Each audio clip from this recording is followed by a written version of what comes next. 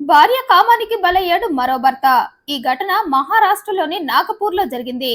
అక్కడి తరోజీ కుర్ద్ ప్రాంతంలో ఉంటున్నాడు చంద్రసేన్ రామ్టెకే. ప్రస్తుత వయసు 38 ఏళ్లు. ఇతని భార్య దిశా రామ్టెకే. వీరికి ముగ్గురు పిల్లలు, ఇద్దరు అమ్మాయిలు, ఓ అబ్బాయి. ప్రస్తుతం బాబు వయసు 6 సంవత్సరాలు. ఇక చంద్రసేన్ వృత్తి విషయానికి వస్తే ఇతనొక దినసరి కూలి. కుటుంబం కోసం బాగా కష్టపడేవాడు. అయితే ఆ క్రమంలోనే చంద్ర ఆరోగ్యం దెబ్బతింది. ఓ రోజు నీరసంగా ఉన్న పనికి వెళ్లి పని చేస్తూ ఉండగా సడన్ గా పడిపోయాడు. అది కూడా కాళ్ళు చేతులు వంకరగా పెట్టి. దీంతో అక్కడి వారు చంద్రాని హాస్పిటల్ కి తీసుకువెళ్లారు. అలాగే విషయం భార్య దిశాకు కూడా చెప్పడంతో ఆమె కూడా వెంటనే హాస్పిటల్ కు చేరుకుంది. తన భర్తకు ఏమైందని డాక్టర్స్ ని అడిగితే అతన్ని పరీక్షించిన డాక్టర్ చంద్రకు పక్షవాతం వచ్చిందన్నారు. అతను కోలుకునే అవకాశం కూడా చాలా తక్కువ అన్నారు. మా ప్రయత్నం మేము చేస్తామని కొన్ని మందులు రాసిచ్చి చంద్రాను ఇంటికి తీసుకువెళ్ళమన్నారు. దీంతో భార్య చంద్రాన్ని తీసుకుని ఇంటికి వచ్చింది.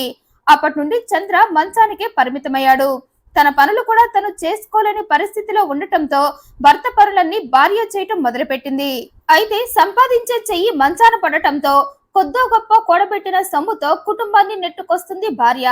అయితే కొంతకాలానికి ఆ డబ్బు కూడా అయిపోవటంతో ఇక తనే ఏదైనా పని చేసి కుటుంబాన్ని పోషించాలి అనుకుంది. అయితే తనకు ముగ్గురు పిల్లలు, పైగా బాబుకి కేవలం 6 సంవత్సరాలు మాత్రమే కావటంతో ఆమె ఎక్కడ పని చేయాలన్నా కుదరలేదు. అందుకే బాగా ఆలోచించి ఏదైనా వ్యాపారం చేయాలి అనుకుంది. అలా అయితే తను ఓ పక్క భర్తని పిల్లల్ని చూసుకుంటూ వ్యాపారం చేయొచ్చు అని భావించింది. ఇక ఆ క్రమంలోనే వాటర్ ప్లాంట్ బిజినెస్ చేయాలి అనుకుంది. ఆ బిజినెస్ బాగుంటుందని, డబ్బులు బాగా వస్తాయని తెలిసిన వాళ్ళ ద్వారా తెలుసుకుంది. అయితే ఆ బిజినెస్ కి పెట్టుబడి లేకపోవడంతో తన ఆర్థిక ఇబ్బందిని భర్త ఫ్యామిలీకి, బంధువులలో సన్నిహితులకు చెప్పుకుంది.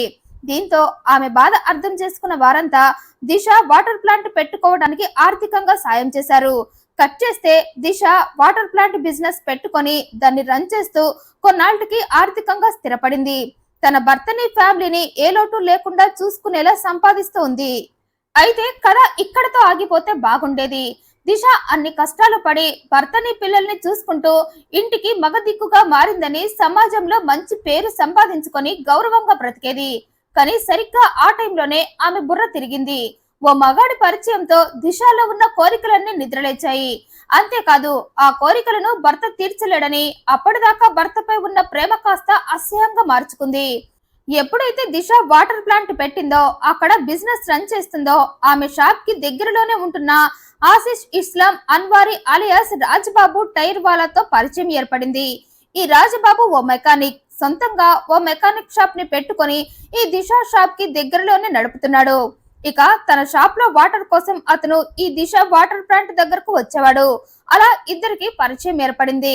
ఇక ఆ పరిచయంతో దిశ తన భర్తకు పక్షవాతం వచ్చి మంచాల్లో ఉన్నాడని తన కథంతా అతనికి చెప్పుకుంది. అయితే దిశ కథంతా విన్న రాజబాబు మనసులో ఆశ పుట్టింది. ఆమె బాధను వింటున్నట్లు నటిస్తూ ఆమె ఒంటరితనంపై కోరిక పెంచుకున్నాడు. దిశ భర్త మంచంలో పడి ఉండటంతో ఆమె ఒంటరిగా ఏ సుఖం లేకుండా జీవితాన్ని నెట్టుకొస్తుందని తెలుసుకున్నాడు. అందుకే దిశకు పడక గదిలో మగ దిక్కుని తనవ్వాలి అనుకున్నాడు. ఇక ఆ ఉద్దేశంతోనే రోజు ఆమె షాప్ దగ్గరకు వాటర్ వంక పెట్టుకొని వెళుతూ నిదానంగా దిశ ఆశలను, ఆమె మనసులో ఉన్న కోరికలను తన మాటలతో, చూపులతో కవ్వించడం ప్రారంభించాడు.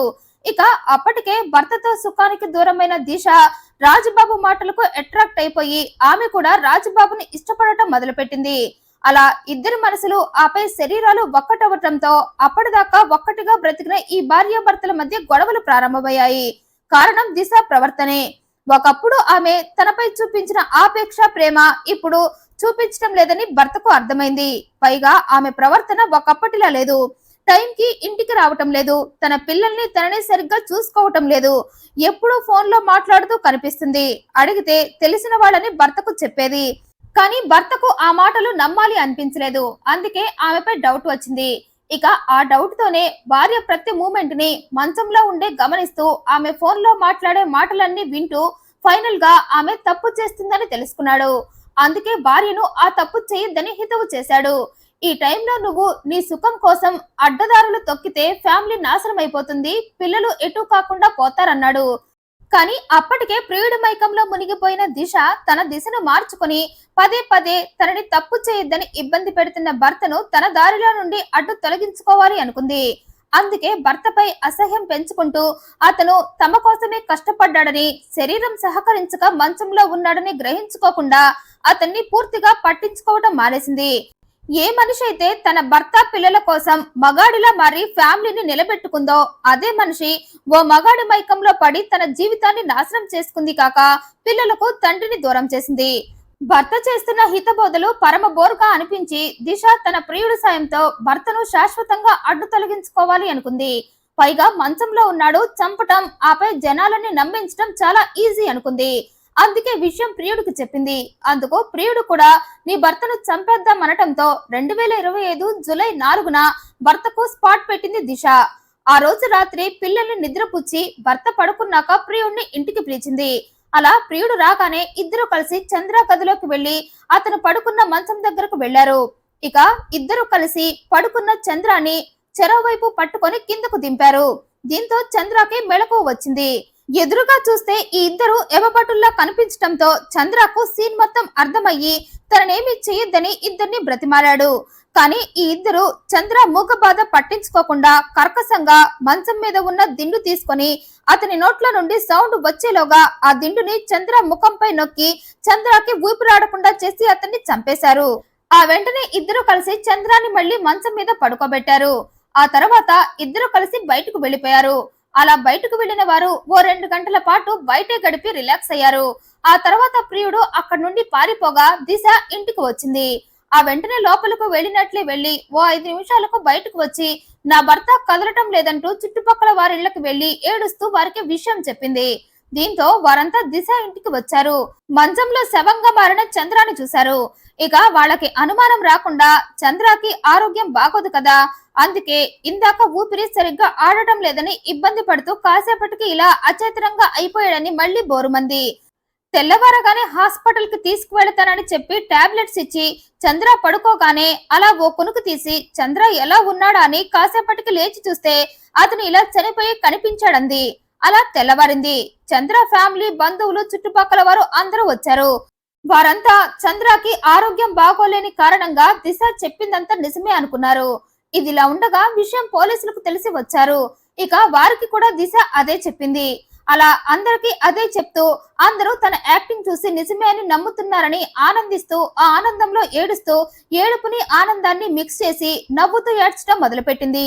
ఇక అప్పటికే చంద్ర మెడపై గాయాలను గుర్తించి అనుమానిస్తున్న పోలీసులు ఈ దిశ ఏడుపు నవ్వుని గమనించి ఆమెపై డౌట్ పెంచుకొని శవాన్ని పోస్ట్ మార్టానికి పంపగా అందులో చంద్రది హత్య అని తేలింది. దీంతో పోలీసులు దిశను అదుపులోకి తీసుకొని విచారించగా తనే తన భర్తను తన ప్రియుడు రాజబాబు సాయంతో చంపేశానంది. నా భర్త మా ఎఫైర్ కి అడ్డొస్తున్నాడని, అందుకే దిండుతో మేమిద్దరం అతని అడ్డు తొలగించుకున్నామనటంతో దిశాని అరెస్టు చేసి పరారీలో ఉన్న రాజబాబును కూడా వెతికి అతన్ని కూడా అరెస్టు చేశారు.